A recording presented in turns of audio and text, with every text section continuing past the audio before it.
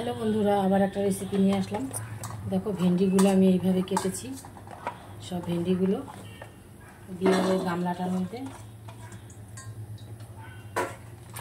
দিয়ে দেবো একটু বেসন,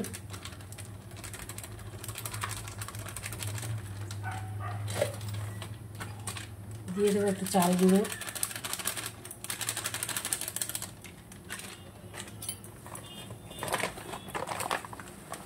আর দিয়ে দেবো একটু কর্নফ্লাওয়ার। 1.5 চামচের মতন কর্নফ্লাওয়ার দিলাম। এবার দিয়ে দেবো লবণ স্বাদ মতো, দিয়ে দেবো হলুদ,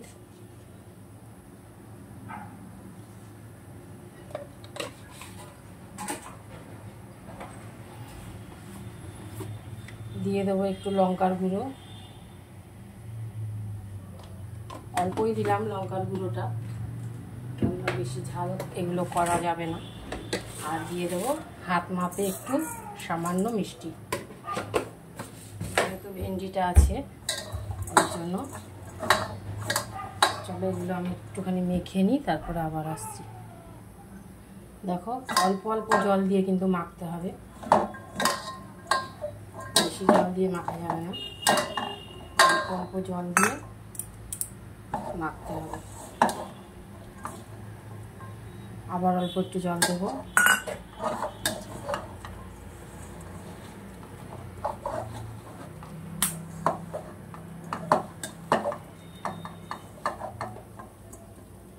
ভেন্ডি তো এমনিতেই একটু ল্যাদা, তাই বেশি জল লাগে না, অল্প জলেই হয়ে গেছে। চলো এবার কি করব দেখাবো। দেখো বন্ধুরা, তেল গরম হয়ে গেছে। এবার আমি এইভাবে ছেড়ে দেবো।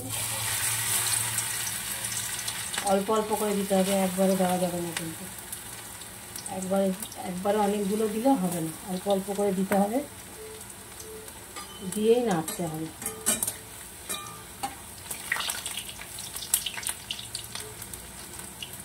আঁচটা নিভিয়েই, মানে কমিয়ে কমিয়ে ভাজতে হবে আঁচটা। বেশি কড়া আগে ভাজা যাবে না, তাহলে পুড়ে যাবে। যেন আগুনটা কমিয়েই ভাজতে হবে।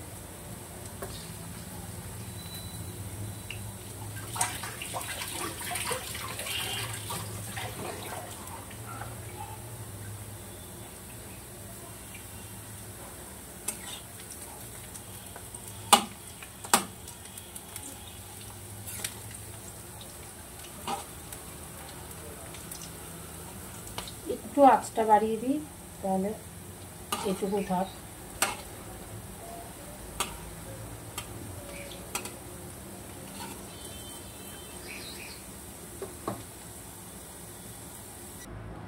দেখো বন্ধুরা, বানিয়ে ফেললাম।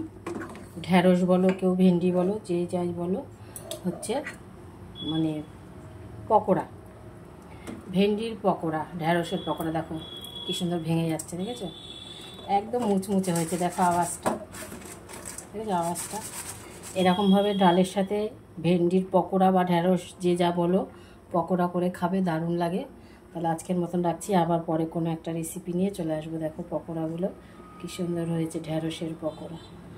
ঢ্যাঁড়স তো ভাজা খাও, আলু দিয়ে তরকারি খাও, এরকম একদিন পকোড়া করে খেয়ে দেখো, দারুণ লাগে।